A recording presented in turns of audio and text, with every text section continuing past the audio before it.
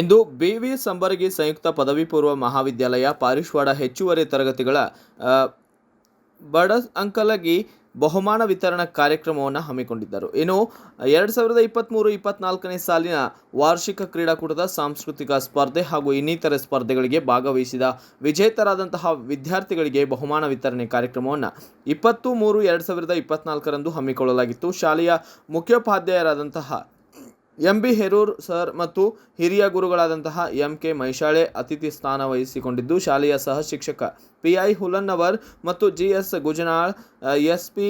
ಮೋರಗಾವಿ ಸೇರಿದಂತೆ ಅನೇಕರು ಭಾಗಿಯಾಗಿದ್ದಲ್ಲದೆ ಭಾರತ ವೈಭವ ಸುದ್ದಿವಾಹಿನಿಯ ವರದಿಗಾರರಾದಂತಹ ಶ್ರೀ ಎಂ.ಎಸ್. ಹೂಲಿಕಟ್ಟಿ, ಮಹಂತೇಶ್ ಎಸ್. ಹೂಲಿಕಟ್ಟಿಯವರು ಉಪಸ್ಥಿತರಿದ್ದು, ಇದೇ ಸಂದರ್ಭದಲ್ಲಿ ಎಫ್.ವಿ. ಮಾದರ್ ಅವರು ನಿರೂಪಿಸಿ ವಂದನಾರ್ಪಣೆಯನ್ನು ಸಲ್ಲಿಸಿದ್ದಾರೆ. ದ್ವಿತೀಯ ಸ್ಥಾನದಲ್ಲಿ ಅಶ್ವಿನಿ ಬಸನಗೌಡ ಪಾಟೀಲ್. ಈ ದ್ವಿತೀಯ ಬಹುಮಾನವನ್ನು ಕೂಡ ಹುಲಿಕಟ್ಟಿ ಸರ್ ಅವರು ಬಹುಮಾನವನ್ನ ವಿತರಿಸಬೇಕೆಂದು ಕೇಳ್ಕೊಳ್ತಾ ಇದ್ದೀವಿ. ಜೋರಾದ ಚಪ್ಪಾಳೆಯಿಂದ ವಿದ್ಯಾರ್ಥಿಗಳ ಮಕ್ಕಳಿಗೆ ಪ್ರೋತ್ಸಾಹಿಸಬೇಕು, ಅಭಿನಂದನೆಯನ್ನ ಸಲ್ಲಿಸಬೇಕು.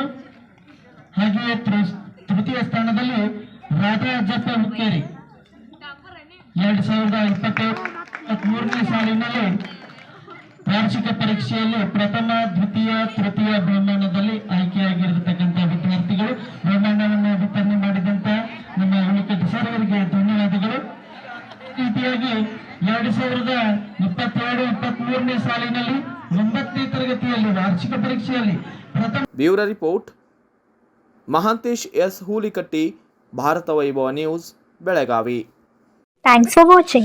Read, discuss and debate with editor Dr. Yan Prashant Rao. Wanted reporters in print, digital and visual media for Bharat Vaibhav Daily Newspaper, BV News Channel and BV Fast Web News from all the talukas of Karnataka. If interested, send your